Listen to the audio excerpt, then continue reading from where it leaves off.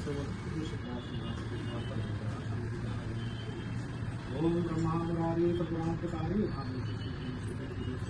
गुरु सुखा समावती वा सर्वदा सामना कुलिय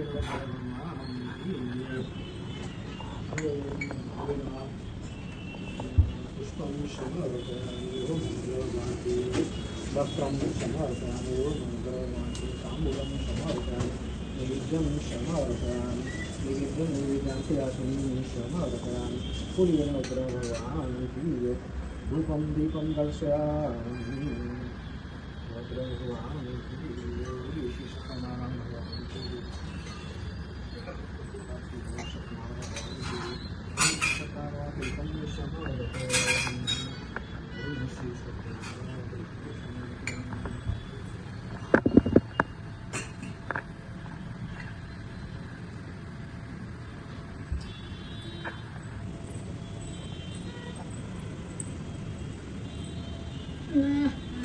कल तो पंडित जी आए थे धोती पहन के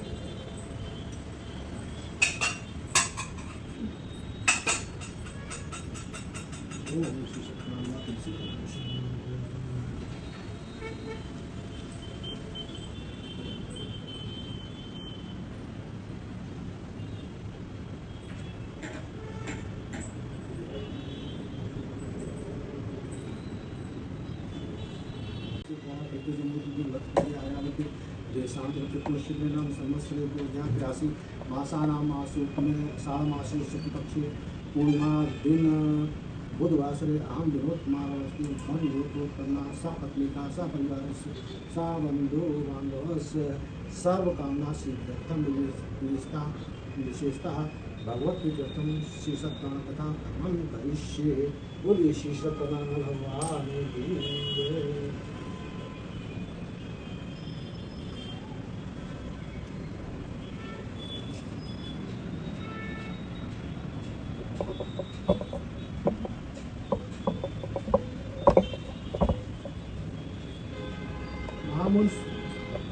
ऋषि व्यास जी ने कहा, बहुत समय पहले नैमिषारण्य देश में सोनाकार 88,000 ऋषियों ने पुराण देखा।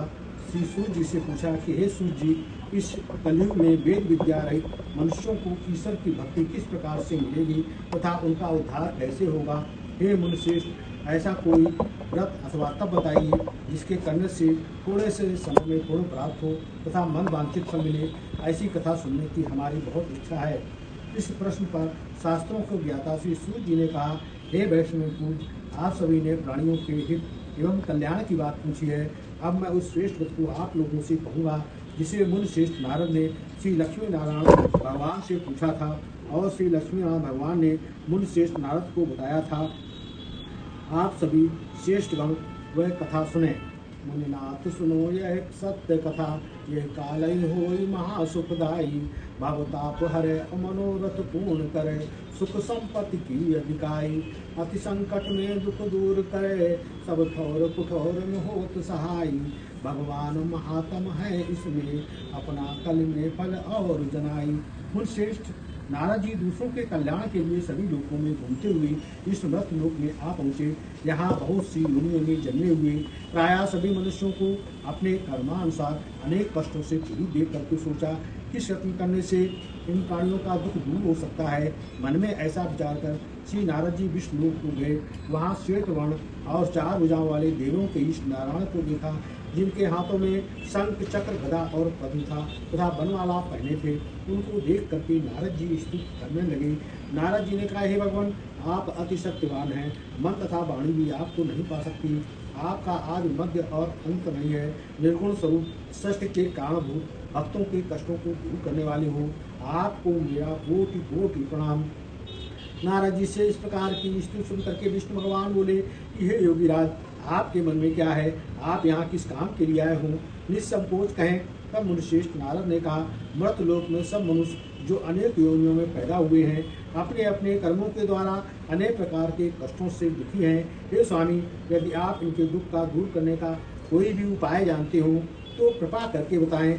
श्री विष्णु भगवान ने कहा, हे नारद, मनुष्यों की भलाई के लिए तुमने बहुत अच्छी बात पूछी है। जिस व्रत को करने से मनुष्य मोह से छूट जाता है, वह व्रत मैं तुमसे कहता हूँ, सुनो। अति पूर्ण देने वाला, स्वर्ग तथा मृतलोक दोनों में दुर्लभ एक अति उत्तम व्रत है।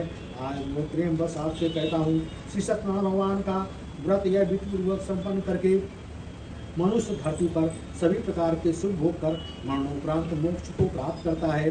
भगवान के ऐसे वचन सुन करके नारद मुनि बोले कि हे भगवान, उस व्रत का क्या फल है और क्या विधान है, किसने यह व्रत किया है और ये व्रत किस दिन करना चाहिए, कृपा करके मुझको बताएं।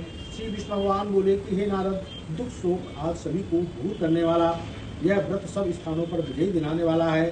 श्रद्धा और भक्ति के समय किसी भी जन मनुष्य संध्या के समय श्री सत्यनारायण भगवान की ब्राह्मण और बंधुओं के साथ में पूजा करे। भक्ति भाव से केले का फल, नैवेद्य, घी, शक्कर, शहद अथवा गुड़, दूध और गेहूं का आटा सवाया लेवे। गेहूं के अभाव में साठी का चूर्ण ले। इन सभी को भक्ति भाव से भगवान श्री सत्यनारायण भगवान को अर्पण करे। बंधु बांधवों सहित ब्राह्मणों को भोजन कराए। इसके पश्चात स्वयं भोजन करे। रात में श्री सत्यनारायण भगवान के गीत आदि का आयोजन कर श्री सत्यनारायण भगवान का स्मरण करता हुआ समय व्यतीत कर दे। इस तरह जो मनुष्य व्रत करेंगे उनकी सभी मनोकामनाएं अवश्य पूरी होती हैं। विशेष करके कलयुग में मृत लोक में और इससे सरल कोई उपाय नहीं है। इस श्री सत्यनारायण कथायाम प्रथमो अध्याय संपूर्णम। बोलो श्री सत्यनारायण भगवान की जय। श्रीमन्नारायण नारायण नारायण श्रीमन्नारायण नारायण नारायण श्रीमन्नारायण नारायण। भगवान संत सूत जी ने कहा, हे ऋषियों, जिन्होंने प्राचीन काल में इस व्रत को किया है उनका इतिहास मैं आपसे कहता हूँ। आप सब लोग ध्यान से सुने। अति सुंदर काशीपुर नगरी में अति निर्धन ब्राह्मण रहता था। वह भूख प्यास से बेचैन होकर के पृथ्वी पर घूमता था। ब्राह्मणों से प्रेम करने वाले श्री विष्णु भगवान ने उसको दुखी देखकर एक बूढ़े ब्राह्मण का रूप धारण करके उसके पास जाकर के पूछा, हे ब्राह्मण, तुम हर समय दुखी होकर के पृथ्वी पर क्यों घूमते हो? हे शेष ब्राह्मण, अपनी व्यथा मुझको बताओ, मैं सुनना चाहता हूँ। कष्टों से घिरे हुए उस ब्राह्मण ने कहा, मैं निर्धन ब्राह्मण हूँ, इच्छा के लिए पृथ्वी पर मारा मारा फिरता हूँ। हे भगवान, यदि आप इससे मुक्ति पाने का कोई उपाय जानते हो तो कृपा करके बताएं। वृद्ध ब्राह्मण का रूप धारण करने वाले श्री विष्णु भगवान बोले कि हे ब्राह्मण, श्री सत्यनारायण भगवान मन वांछित फल देने वाले हैं, इसलिए तुम उन्हीं का विधिपूर्वक पूजन करो, जिसके करने से मनुष्य सब दुखों से छूट जाता है। दरिद्र ब्राह्मण को व्रत का सारा विधान बतला करके बूढ़े ब्राह्मण का रूप धारण करने वाले श्री सत्यनारायण भगवान अंतर ध्यान हो गए। वृद्ध ब्राह्मण ने जिस व्रत को बताया है उसे मैं अवश्य करूंगा, ऐसा निश्चय कर उस दरिद्र ब्राह्मण अपने घर गया। परंतु रात को उस ब्राह्मण को नींद नहीं आई। अगले दिन वह जल्दी उठा और श्री सत्यनारायण भगवान का व्रत करने का निश्चय कर भिक्षा मांगने के लिए चल दिया। उस दिन उसको भिक्षा में अधिक धन मिला, जिससे उसने पूजा का सारा सामान खरीदा और घर जाकर बंधु बांधवों के साथ भी पूर्वक भगवान श्री सत्यनारायण का व्रत किया। इसके करने से वह गरीब ब्राह्मण सब कष्टों से छूट करके अति धनवान हो गया। उस समय से वह ब्राह्मण हर मास व्रत करने लगा। श्री सत्यनारायण भगवान के व्रत को जो शास्त्राविध के अनुसार श्रद्धापूर्वक करेगा वह सब कष्टों से छूटकर मोक्ष को प्राप्त करेगा। जो भी मनुष्य श्री सत्यनारायण भगवान का व्रत करेगा वह सब कष्टों से छूट जाएगा। इस तरह नारद जी से श्री सत्यनारायण भगवान का व्रत कहा हुआ मैंने तुमसे कहा। श्रेष्ठ ब्राह्मणों, अब और क्या सुनना चाहते हैं, कृपा करके मुझको बताएं। तब ऋषियों ने कहा, हे मनुष्य, संसार में इस ब्राह्मण से सुनकर के किसने व्रत किया है, हम सुनना चाहते हैं। ऋषियों के ऐसे बात सुनकर के सूर्य भगवान बोले, हे मुनिगण, जिस प्राणी ने इस व्रत को किया है उनकी कथा कहता हूँ, सुनो। एक समय वही धनी ब्राह्मण बंधु बांधवों के साथ शास्त्र विधि के अनुसार अपने घर पर श्री सत्यनारायण भगवान का व्रत कर रहा था। उसी समय एक लकड़ी बेचने वाला बूढ़ा आदमी आया। उसके सिर पर लकड़ियों का पहले से ज़्यादा लकड़ियों का गट्ठर बाहर रख दिया और ब्राह्मण के मकान में पानी पीने के लिए चला गया। प्यास से बेचैन लकड़हारा ब्राह्मण को व्रत करके देखा। वह प्यास भूल गया और ब्राह्मण को अभिवादन करके पूछा, हे ब्राह्मण, आप ये किसका पूजन कर रहे हो? इस व्रत के करने से क्या फल मिलता है, कृपा करके मुझको बताएं। तब उस ब्राह्मण ने कहा, सब मनोकामनाओं को पूर्ण करने वाला यह श्री सत्यनारायण भगवान का व्रत है। इन्हीं की कृपा से हमें धन और ऐश्वर्य प्राप्त हुआ है। ब्राह्मण से इस व्रत के बारे में जानकर लकड़हारा बहुत खुश हुआ। भगवान का प्रसाद लेकर चरणामृत लेकर के भोजन करने के पश्चात अपने घर चला गया। और फिर अगले दिन लकड़हारे ने अपने मन में संकल्प किया कि आज गांव में लकड़ी बेचने से जो हमें धन मिलेगा उसी से भगवान सत्यनारायण भगवान का व्रत करूँगा। मन में ऐसा विचार कर लकड़हारा लकड़ियों का गट्ठा अपने सिर पर रख करके जिस नगर में धनवान लोग रहते थे वह ऐसे नगर में गया। उस दिन उसे उन लकड़ियों का पहले से चौगुना दाम मिला। तब वह बूढ़ा लकड़हारा बहुत प्रसन्न होकर के प्रतियों केले की फली, शक्कर, दूध, गेहूँ और गेहूं का चूर्ण इत्यादि श्री सत्यनारायण भगवान के व्रत की सभी सामग्री को लेकर अपने घर आया। फिर उसने बंधु बांधवों को बुलाकर विधि विधान से भगवान का पूजन और व्रत किया। उस व्रत के प्रभाव से वह बूढ़ा लकड़हारा धन धान से युक्त हुआ और संसार में समस्त भोग करके वैकुंठ लोक को चला गया। इस श्री सत्यनारायण कथायाम द्वितीयोध्याय संपूर्णम। बोलिए श्री सत्यनारायण भगवान की जय। श्रीमन्नारायण नारायण नारायण श्रीमन्नारायण सूर्य जी बोले, हे श्रेष्ठ मुनियों, अब मैं आगे की कथा कहता हूँ। प्राचीन काल में उल्कामुख नाम का महान ज्ञानी राजा था। वह जितेंद्रिय और सत्य वक्ता था। प्रतिदिन मंदिरों में जाता तथा गरीबों को धन देकर के उनके दुखों को दूर करता था। उसकी पत्नी कमल के समान मुख वाली सत्यवा साध्वी थी। एक दिन भद्रशिला नदी के तट पर दोनों विधि विधान सहित श्री सत्यनारायण भगवान का व्रत कर रहे थे। उस समय वहाँ साधु नामक एक वैश्य आया। उसके पास व्यापार के लिए बहुत सा धन था। वह वैश्य नाव को नदी किनारे ठहराकर राजा के पास आया और राजा को बेचते देख करके व्यवस्था से पूछा कि ये राजन, आप ये क्या कर रहे हो? मेरी सुनने की इच्छा है, कृपा करके मुझको बताएं। महाराज उल्कामुख ने कहा, हे वैश्य, मैं अपने बंधु बांधवों के साथ पुत्र प्राप्त करने की इच्छा से श्री सत्यनारायण भगवान का व्रत व पूजन कर रहा हूँ। राजा के वचन सुनकर के साधु वैश्य ने आदर से कहा, हे राजन, मुझसे इसका सब समाधान बतलाइए। मैं भी आपके कथनानुसार इसके व्रत करूँगा, क्योंकि मेरे भी कोई संतान नहीं है और मुझे विश्वास है इस व्रत के करने से अवश्य संतान की प्राप्ति होगी। राजा से व्रत के बारे में सब विधान सुन करके व्यापार से निवृत्त होकर के वह वैश्य सुखपूर्वक अपने घर आया। उसने अपनी पत्नी को संतान देने वाला व्रत और समाचार सुनाया और प्रण किया कि जब कोई मेरी संतान होगी तब मैं इस व्रत को करूँगा। वैश्य ने ऐसे वचन अपनी पत्नी लीलावती से कहे। एक दिन उसकी पत्नी लीलावती श्री सत्यनारायण कृपा से गर्भवती हुई। 10वें महीने में एक सुंदर कन्या का जन्म हुआ। दिनों दिन वह ऐसे बढ़ने लगी जैसे उसकी पथ का चलना रहता है। कन्या का नाम कलावती रखा गया। तब एक दिन लीलावती ने मीठे शब्दों से अपने पति को याद दिलाया कि आपने जो भगवान का व्रत करने का संकल्प किया है उसे आप पूरा करिए। वैश्य ने कहा है कि ये मैं कलावती के विवाह के समय इस व्रत को करूँगा। इस प्रकार अपनी पत्नी को आश्वासन देकर व्यापार करने के लिए विदेश चला गया। तब कलावती पिता के घर दिनों दिन बढ़ने लगी। लौटने पर साधुओं ने जब नगर में सखियों के साथ विवाह योग पुत्री को देखा तो उसके विवाह की चिंता हुई। तब उसने एक दूत को बुलाकर कहा, पुत्री के लिए कोई सुयोग देख कर लाओ। दूत साधु नामक वैश्य की आज्ञा पाकर कंचनपुर नगर पहुंचा और बड़ी देखभाल कर वैश्य की कन्या के लिए एक सुयोग गृह पुत्र को ले आया।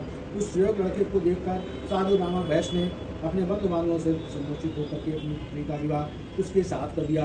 दुर्भाग्य से और विवाह के समय श्री सत्यनारायण भगवान का व्रत करना भूल गया। इस पर श्री भगवान क्रोधित हो गए।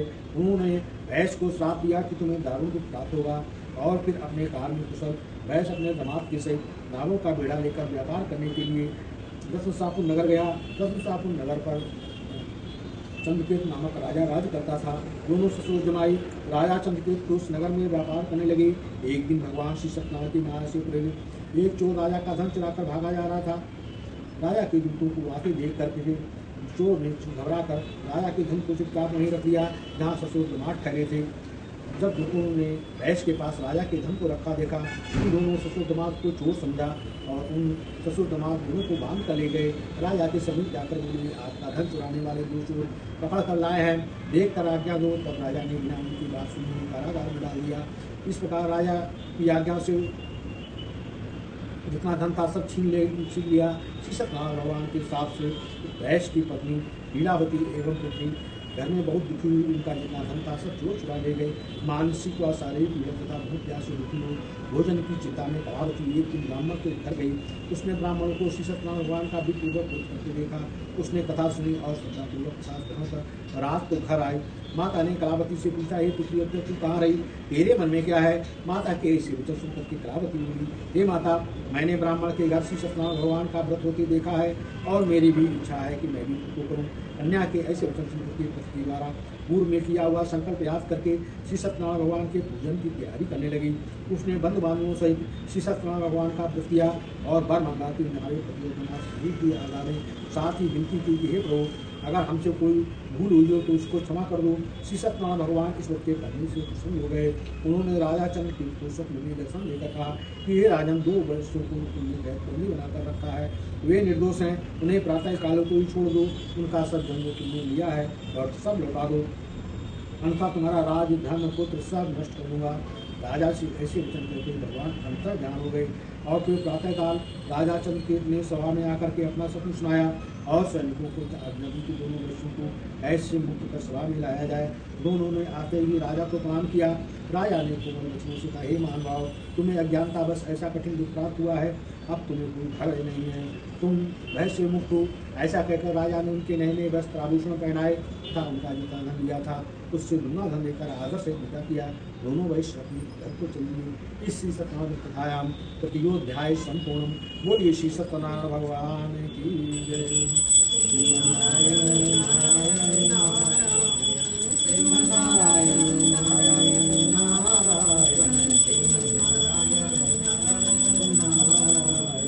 सूर्य जी ने आगे कहा, भैंस ने यात्रा आरंभ की और अपने नगर की ओर चला। उनके थोड़ी दूर जाने पर दंडी वेशधारी श्री सत्यनारायण भगवान ने उसकी परीक्षा लेने के लिए भैंस से पूछा, तेरी नाव क्या है? अभिमानी बड़ी खस्ता हुआ बोला, हे दंडी, ऐसा आप क्यों पूछ रहे हो? क्या धन लेने की इच्छा है? मेरी नाव में बेलियों पत्ते भरे हैं। भैंस के ऐसे वचन सुनकर के दंडी वेशधारी श्री सत्यनारायण भगवान बोले, तुम्हारे वचन सत्य हूँ। ऐसा कहकर के वहाँ से चले गए और कुछ दूर जाकर समुद्र के तट पर बैठ गए। जब अभी की माफी मांगने के लिए तथा पश्चाताप करने के लिए आएगा। नंदी महाराज के जाने के पश्चात भैंस ने निष्क्रिया के से निवृत्त होकर के नाव को ऊंची ऊंची देखकर ठंडा किया। नाव में बेली पत्ते देख करके मूर्छित होकर पृथ्वी पर गिर पड़ा। मूर्छा कर खोलने पर दमाद बोला, आप क्यों तो करते हो? ये तो नंदी महाराज का श्राप हुआ है, अतः उन्हीं की शरण में चलना चाहिए, तभी हमारे दुखों का अंत होगा। दमाद के वचन सुन करके नंदी वेशधारी के पास पहुंचा और अत्यंत भक्तिभाव से पश्चाताप करते हुए बोला, मैंने जो आपसे सत्य वचन कहे हूँ उसके लिए हमें क्षमा करो। ऐसा कहकर महान शोका को बोलने लगा। तब नंदी भगवान बोले, हे बड़ी तू मेरी आज्ञा से बार बार कष्ट होता है, तू मेरी पूजा से मुक्त हो गया है। तब उस भैंस ने कहा, हे भगवान, आपकी माया से मोहित ब्रह्मा देवता भी आपके रूप को नहीं जानते, तब मैं मूर्ख आपको कैसे पहचान सकता हूँ? अब आप प्रसन्न होइए, मैं अपनी क्षमता अनुसार आपकी पूजा करूँगा, मेरी रक्षा कीजिए और मेरी नौका को पहले के समान धन से परिपूर्ण करिए। उसके भक्ति के वचन सुनकर के श्री सत्यनारायण भगवान प्रसन्न हो गए और उसके इच्छा अनुसार भर देकर अंतर ध्यान हो गए। जब वह ससुर नाव पर आकर देखा, नाव धन से परिपूर्ण है, फिर भी विभिन्न ज्ञान से भगवान श्री सत्यनारायण का पूजन कर शास्त्रों से अपने नगर को चला। जब वह नगर के निकट पहुंचा तब उसने एक दूत को अपने घर भेजा। दूत ने साधु नवा बैस के जाकर पत्नी को नमस्कार कर कहा, आपके पति और माता सहित इस नगर के सभी आ गए हैं। लीलावती और कलावती उस समय भगवान का पूजन कर रही थी। दूत का वचन सुन करके साधु की पत्नी बड़े हर्ष के साथ श्री सत्यनारायण भगवान का पूजन कर किया और पुत्री से कहा, मैं अपने पति के दर्शन करने जाती हूँ, तो पूजन पूर्ण करके शीघ्र भी आना। परंतु कलावती पूजन एवं प्रसाद को छोड़ करके पति के दर्शन करने गई। पूजन एवं प्रसाद की अवज्ञा पर भगवान श्री सत्यनारायण रुष्ट हो गए। उसने उनके पति की नाव को पानी में डुबो दिया। कलावती अपने पति को ना देख कर उठी हुई जमीन पर गिर पड़ी। नौका में को डूबा हुआ कन्या को देखकर साधु नामक वैश्य मोहित होकर बोला, हे प्रभु, मुझसे या मेरे परिवार से अज्ञानतावश जो अपराध हुआ है उसे आप क्षमा करो। उसके ऐसे वचन सुनकर श्री सत्यनारायण भगवान प्रसन्न हो गए और आकाशवाणी हुई कि हे वैश्य, तेरी पुत्री मेरा प्रसाद छोड़ करके आई है, इसी से इसका पति अदृश्य हो गया है। यदि आप प्रसाद खा करके आए तो इसका पति अवश्य मिलेगा। तब कलावती अपने घर गई और उसने जाकर के प्रसाद को ग्रहण किया। तत्पश्चात लौट कर आई तो अपने पति के दर्शन किए। फिर साधु ने बंधु बांधवों के साथ श्री सत्यनारायण भगवान का भी पूजन किया। फिर वह इस लोक में सभी सुख भोग करके मरने पर मोक्ष को प्राप्त हुआ। इस श्री सत्यनारायण कथायाम चतुर्थोध्याय संपूर्ण। बोलिए श्री सत्यनारायण भगवान की जय। श्रीमन्नारायण नारायण नारायण श्रीमन्नारायण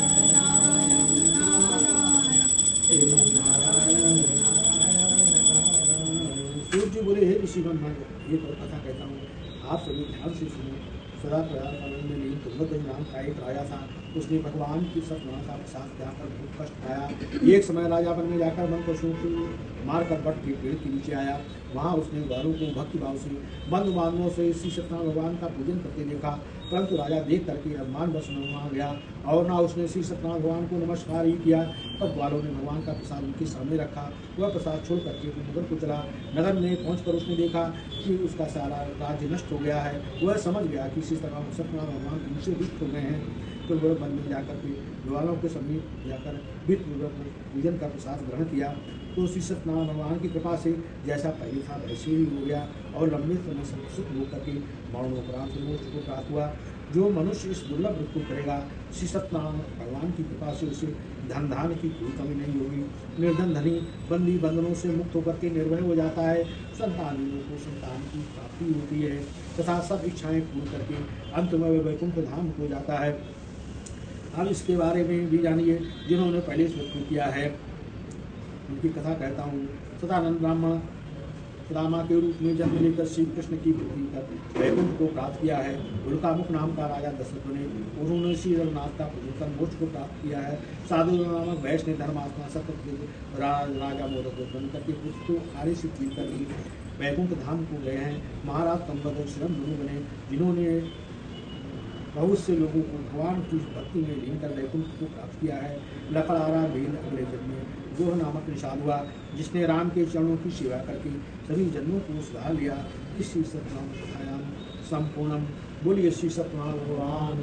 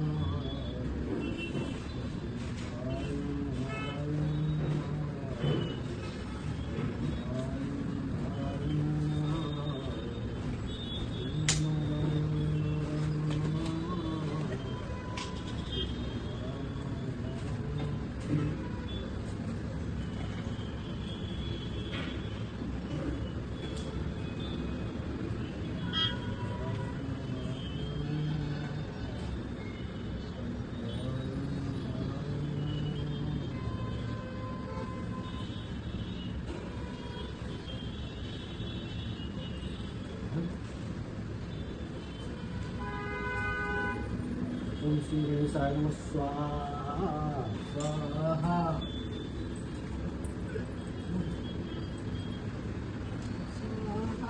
ओम गौरी नमः स्वाहा स्वाहा। ओम पद्मे नमः स्वाहा स्वाहा। ओम सूर्याय नमः स्वाहा स्वाहा। ओम चंद्रमाय नमः स्वाहा स्वाहा। ओम भवाय नमः स्वाहा स्वाहा। ओम बुधाय नमः स्वाहा स्वाहा। ओम बृहस्पति नमः स्वाहा। ओम शुक्राय नमः स्वाहा। ओम समस्याय नमः स्वाहा। ओम राजे नमः स्वाहा।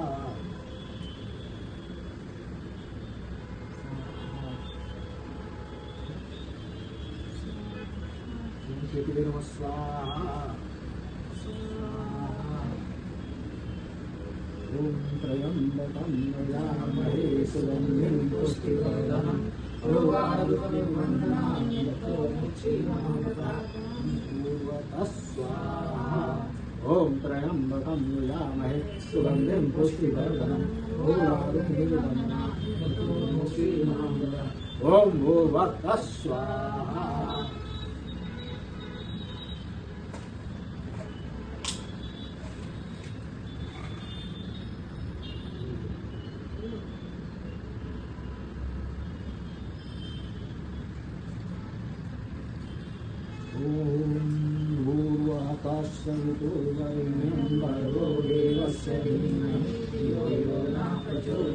ओम भूर्भुवः स्वाहा। ओम भूर्भुवः तस्य विदुर्वरेण्यं भर्गो देवस्य धीमहि धियो यो न प्रचोदयात्। ओम भूर्भुवः स्वाहा।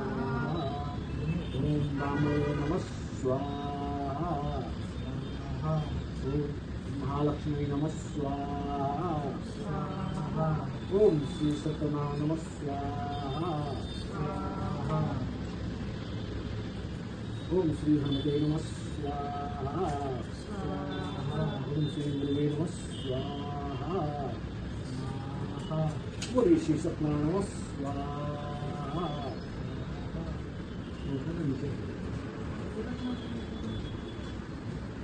ओम श्री सत्यनारायण नमः।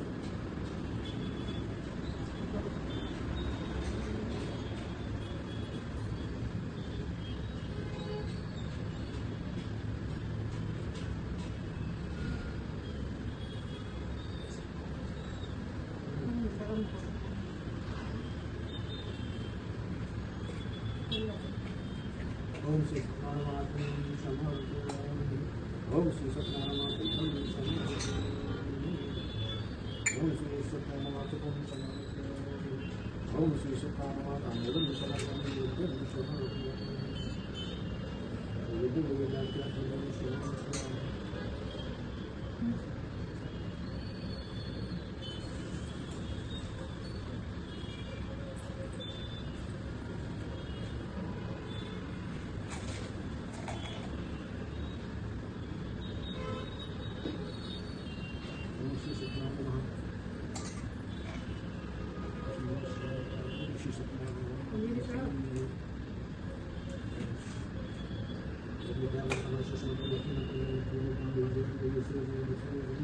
बोलिए श्री सत्यनारायण भगवान की।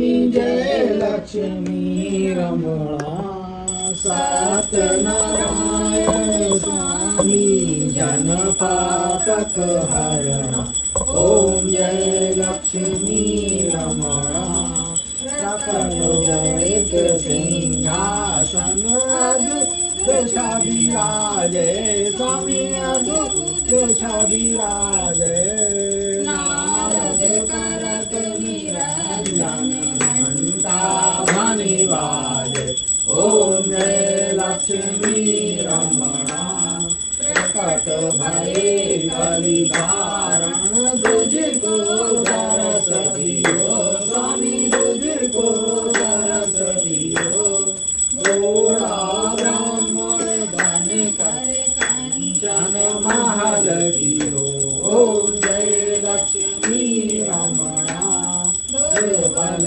वीर कोठारी जिन पर कृपा करियो स्वामी जिन पर कृपा करी चंद्रचूड़ एक राजा जिनकी विपत हरी ओम जय लक्ष्मी रमणा वैश्य मनोरथ पायो श्रद्धा तज दीनी स्वामी श्रद्धा तज दीनी सो फल भोग्यो प्रभु जी तुक कीनी ओम जय लक्ष्मी रमणा भाव भक्ति के कारण छिन छिन रूप धरो स्वामी छिन छिन रूप धरो श्रद्धा धारण कीनी तिनके काज करो ओम जय लक्ष्मी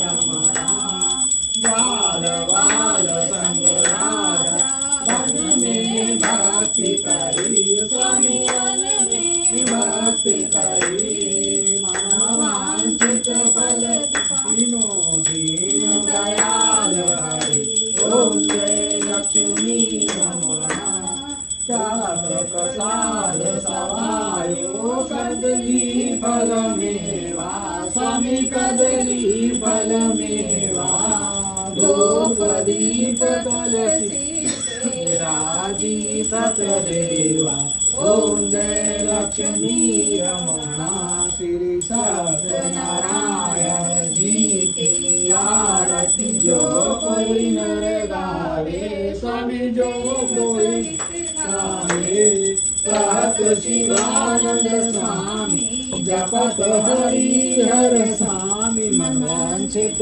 फल पावे ओम जय लक्ष्मी रमणा जय लक्ष्मी रमणा ओ स्वामी जय लक्ष्मी रमणा सत्यनारायण स्वामी जनपातक हरणा ओम जय लक्ष्मी रमणा बोलिए श्री सत्यनारायण भगवान की जय ओम जय जगदीश हरे स्वामी जय जगदीश हरे भक्त जनों के संकट दास जनों के संकट क्षण में दूर करे ओम जय जगदीश हरे फल पावे दुख विन से मन का स्वामी दुख विन से मन का सुख संपत्ति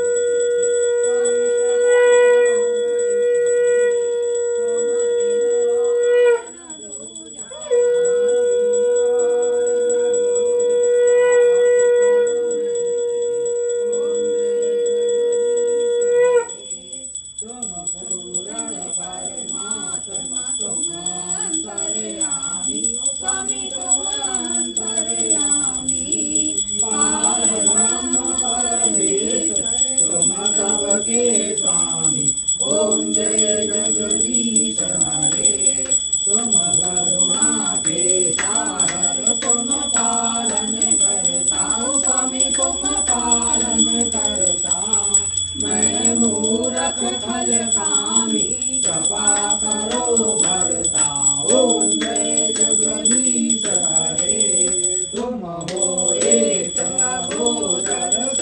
सबके प्राणपति, स्वामी सबके प्राणपति। किस विध मिलो दयामय तुमको मैं कुमति। ओम जय जगदीश हरे, दीनबंधु दुख हरता तुम रक्षक मेरे।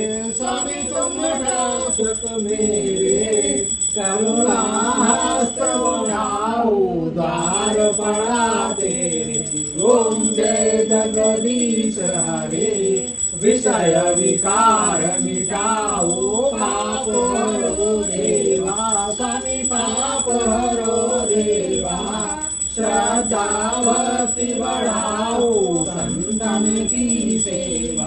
ओम जय जगदीश हरे, तन मन धन सब है तेरा। स्वामी सब कुछ है तेरा, तेरा तुझको अर्पण क्या लागे मेरा। ओम जय जगदीश हरे, तेरे जगदीश जी की आरती जो कोई नर गावे। स्वामी प्रेम सहित गावे, कहत शिवानंद स्वामी जपत हरि हर स्वामी मन वांछित फल पावे। ओम जय जगदीश हरे, बोलिए जगदीश हरे। स्वामी जय जगदीश हरे, भक्त जनों के संकट दास जनों के संकट स्वामी दूर करे।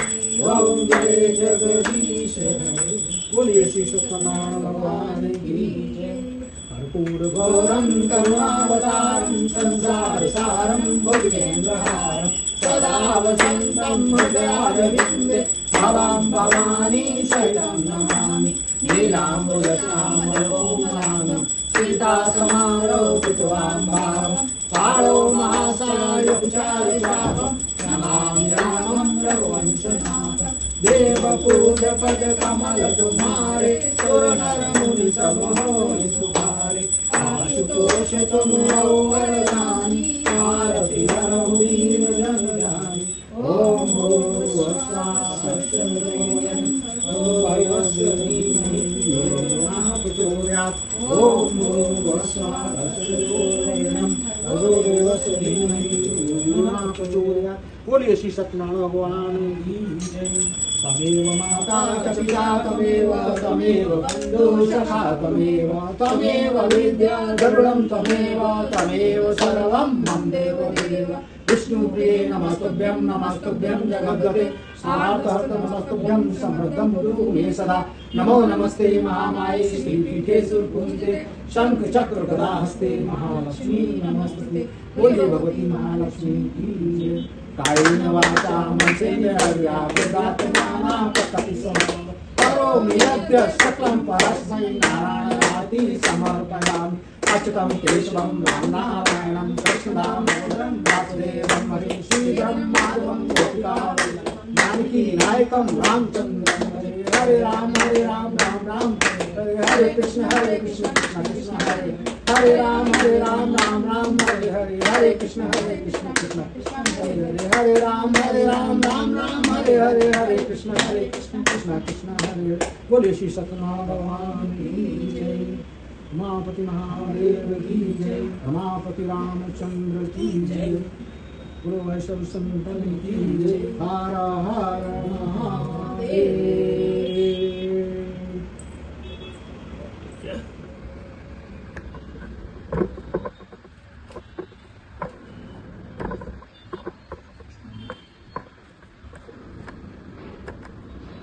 नाना सुगंधि पुष्पाणि यथा कालोद्भवांचा पुष्पांजलिं यादत्तग्रहार्थ परमेश्वर मंत्रीणं क्रियाहीनं भक्तिहीनं जनार्दनं यत्पुनितं यादेव परिपूर्णं ततस्मै